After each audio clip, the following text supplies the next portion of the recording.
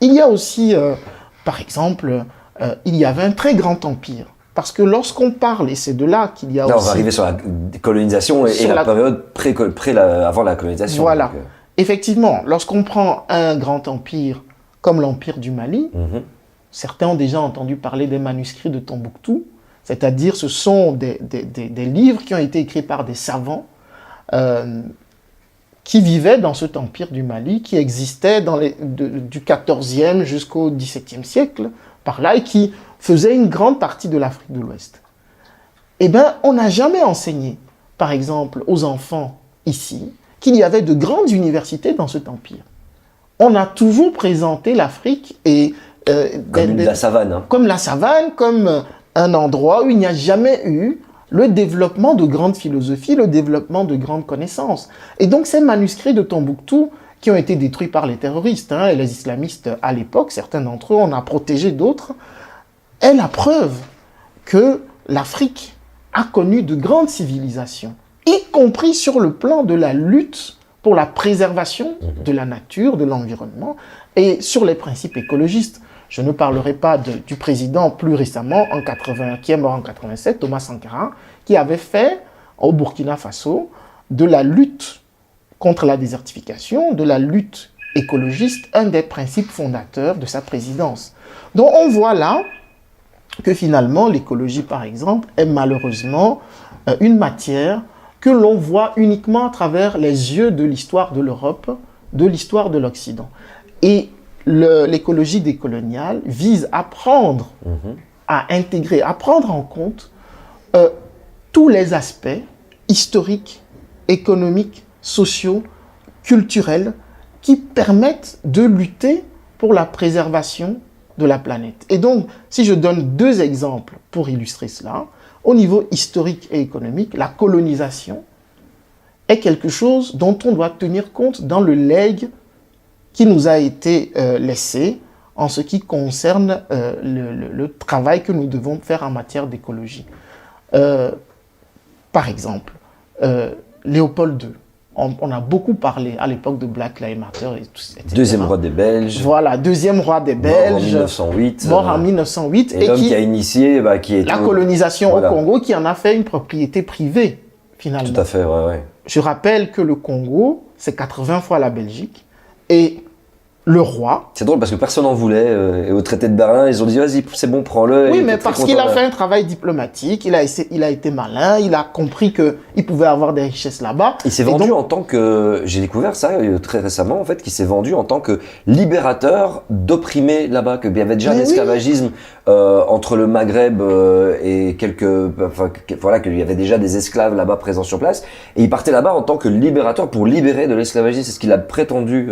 Alors, c'est ce qu'on appelle la propagande coloniale. La propagande coloniale, c'est quelque chose qu'on met en place. On implique des journaux, on implique toute une série d'éléments qui peuvent permettre de faire ce que j'appelle un lavage de cerveau. C'est-à-dire mettre dans la tête des gens des choses qui ne sont pas la réalité. Parce que on a fait comme si cette zone était une zone vierge où l'esclavage était présent. L'esclavage était présent. Mais les Africains eux-mêmes luttaient déjà contre l'esclavage. C'est ce qu'on oublie de dire. Par exemple, quand on dit Victor Schœlcher a aboli l'esclavage, mais c'est n'importe quoi. C'est-à-dire, il a lutté, effectivement, on reconnaît que en France, il a lutté pour qu'il y ait une loi qui soit adoptée et on ne peut pas le lui enlever. Mais de l'autre côté, qu'est-ce qu'on fait de tous les esclaves qui se sont battus, qui ont créé des royaumes en brousse, qui ont fait des guerres, qui se sont mutinés sur des bateaux négriers pour se libérer. Eux n'ont pas participé à la lutte contre l'esclavage. Et donc, quand on prend Léopold II, en fait, ce qu'il voulait, et c'est le lien avec l'écologie, c'est gagner le plus de fric possible. Gagner le plus de thunes possible. C'est un investissement et il s'est même endetté au début jusqu'à ce que sur Bankable et qu'il gagne beaucoup. Effectivement. Et donc, c'est le capitalisme. Donc, quand j'ai défini l'écologie décoloniale, l'écologie décoloniale vise à sortir du cadre du capitalisme. Parce que le capitalisme a un seul objectif, c'est de faire le plus de thunes le plus vite et le plus tôt possible, y compris aux dépens des humains, aux dépens de la biodiversité, de la nature, de l'environnement, des sols et des sous-sols. Et en fait, ce que Léopold II a fait, c'est qu'avec le boom de l'automobile à la fin du 19e siècle, on va avoir besoin des pneus, beaucoup de pneus. Et donc, à un moment donné, la demande va être telle, là on est déjà dans l'hyperconsommation. La surproduction, l'hyperconsommation appelle l'hyperproduction. Donc, plus on demande des choses à consommer, et plus on a besoin de produire. Donc, puisque on demandait beaucoup d'automobiles, il fallait produire beaucoup plus de pneus. Et quelle est la matière qu'on utilise pour faire du pneu? Le caoutchouc. Et c'est de là que Léopold II va demander à ses agents au Congo, il va leur dire, par tous les moyens, vous devez augmenter la production. Et eux vont s'en servir pour par tous les moyens. Oui. C'est ça le mot qui fait peur, par tous les moyens. Par tous les moyens. Donc, il faut savoir que on tuait des gens, on prenait des familles en otage pour forcer les papas à aller en brousse le plus loin possible. Parce qu'au début, c'était près des villages.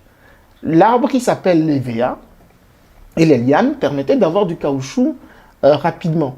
Donc, on avait un inspecteur d'État qui arrivait, de l'État indépendant du Congo. C'est comme ça que Léopold II avait appelé son territoire, indépendant parce qu'il avait peur qu'à un moment donné, les grandes puissances comme la France, la Grande-Bretagne viennent lui chipper son territoire privé, et il va l'appeler État indépendant du Congo, indépendant des grandes puissances. Et donc, on va forcer, un inspecteur arrive dans un village, il dit, bon, au chef du village, vous devez, à mon retour, vous devez me fournir telle tonne de caoutchouc. Si je viens et qu'il n'y a pas, vous allez avoir des mesures de rétorsion. Donc, le chef du village est obligé de répartir dans les familles. Chaque famille doit ramener tel kilo de caoutchouc. Et donc, parfois, quand les gens ne ramenaient pas, on coupait une oreille, on coupait une main, et donc, on exerçait des châtiments, on tuait, on prenait en otage des familles pour obliger avoir du rendement, quoi. Alors, quel est le lien? Et donc, quand vous allez chercher du caoutchouc, vous détruisez la biodiversité, la faune, la flore, etc.